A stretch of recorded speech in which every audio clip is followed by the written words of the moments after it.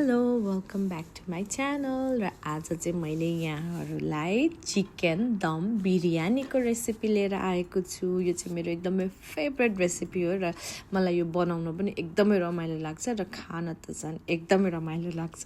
र म यहाँहरूलाई मेरो रेसिपी म घरमा युजुअली कसरी चिकन बिरयानी बनाउँछु भनेर सेयर गर्छु है त। ल हेर्नुहोस्, यो चाहिँ फाइनल यस्तो हुन्छ र यस्तो चिकन बिरयानी बनाउनलाई चाहिँ मैले कस्तो प्रोसेस फलो गर्छु, कसरी बनाउँछु भनेर सेयर गर्छु। यो चाहिँ चिकन दम बिरयानी। ल हेर्नुहोस् त, यस्तो भएको छ, एकदमै यमी।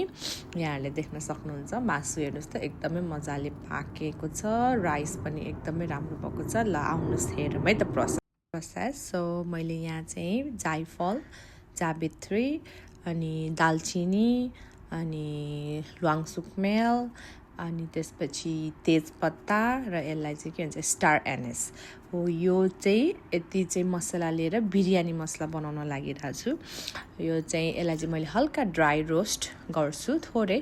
यसको चाहिँ मजाले मगमग बास्ना आउन थाल्छ यो रोस्ट हुन थालेपछि चाहिँ। र यो चाहिँ एकदम पर्फेक्ट यहाँहरूले घरमा बनाउने बिरयानी मसला हो। यो एकदमै यमी हुन्छ एकदम। यो चाहिँ एकदम चाहिने नै हो बिरयानी बनाउँदाखेरि यो मसलाहरू। यदि यहाँहरूले बजारको बिरयानी मसला युज गर्न हुन्न भने यो चाहिँ घरमै बनाएको र मसला। हेर्नुहोस् ल यस्तो हुन्छ यो। र मैले एउटा यो प्यान बसालेँ, यहाँ चाहिँ मैले तेल हाल्छु। र बिरयानीको अर्को इम्पोर्टेन्ट भनेको चाहिँ प्याज हो। प्याजलाई चाहिँ यहाँहरूले फ्राई गर्नुपर्ने हुन्छ। सो यो मैले चाहिँ प्याज फ्राई गर्नलाई यहाँ रेडी गरेको प्यान। र प्याज चाहिँ यहाँहरूले अब प्याज चाहिँ मैले यहाँ चाहिँ 2टा ठुल्ठुलो प्याज लिएको छु। मसँग लगभग कति 2 किलो जस्तो चिकन छ होला।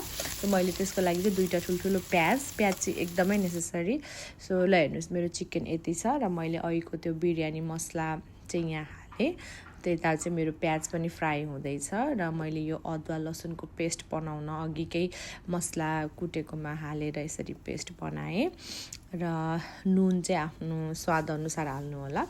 यसमा अलिकति बेसी नुन हालिन्छ किनभने पछि चामलमा पनि त्यो नुन पस्छ।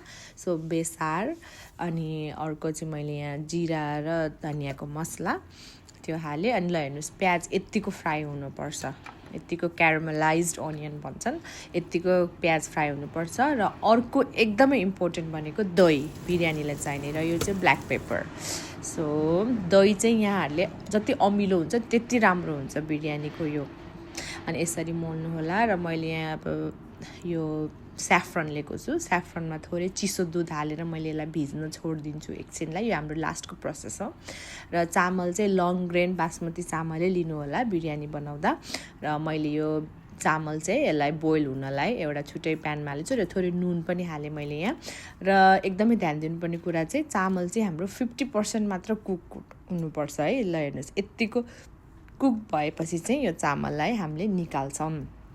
ओभर कुक्ड हुन हुँदैन है, फेरि ठ्याक्क 50% जति हो यत्तिको हुनपर्छ। सो त्यही अघिकै प्याज फ्राई गरेको तेलमा, बाँकी रहेको तेलमा मैले चाहिँ यो हाम्रो मासु चिकनको म्यारिनेट गरेको यसलाई प्यानमा हालिदिएँ।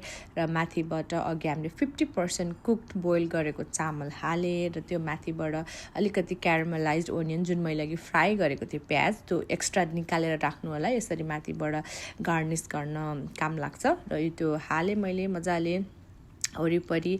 त्यसपछि अघि मैले स्याफ्रन र दुध भिजाएर राखेको थिएँ, त्यो पनि माथिबाट हालिदिएँ। अब त्यसपछि बिरयानी भनेपछि स्याफ्रन बास्ना त चाहिहाल्यो। अनि अफकोर्स घिउ, त्यसपछि माथिबाट मजाले घिउ हालिदिएँ। र यहाँहरूले याद गर्नुभयो होला, यहाँहरूलाई पिरो खान मन भए चाहिँ हरियो खोर्सानी धनियाँ पनि यहाँ माथि हाल्न सक्नुहुन्छ। अनि यसलाई चाहिँ अब 15 मिनटको लागि राखिदिनु होला ठुलो आगोमा। र 15 मिनट पछि चाहिँ यो मैले के गरेको छु भन्दा यो मैले दम बिरयानी हो, त्यही भएर यसलाई डाइरेक्ट आगोमा पकाउनु हुँदैन। 15 मिनट पछि चाहिँ यहाँहरूले एउटा अर्कै तावा अथवा भाँडा लिएर त्यो भाँडा माथि चाहिँ बिरयानीको भाँडा राखेर सानो आगोमा 30 देखि 40 मिनटसम्म दम दिएर पकाउनु होला। सिन्स अब हाम्रो घरमा त ग्यास हुन्छ, हामीले कोइलाको दम दिन मिल्दैन माथिबाट, त्यही भएर यसरी डाइरेक्ट बिरयानीको भाँडो आगोमा नराखेर त्यसको तल तावा, रोटी पकाउने तावा और यसरी मैले राखे जस्तै अरू कुनै भाँडो राखेर पकाउनु होला। र फाइनल चाहिँ यस्तो भएको छ, एकदमै यमी भएको छ बिरयानी। र राइतोको रेसिपी चाहिन्छ भने कमेन्ट गर्नुहोला। म नेक्स्ट भिडियो चाहिँ मैले राइतो कसरी बनाएर भनेर रेसिपी ल्याउँछु। ल enjoy, thank you so much for watching.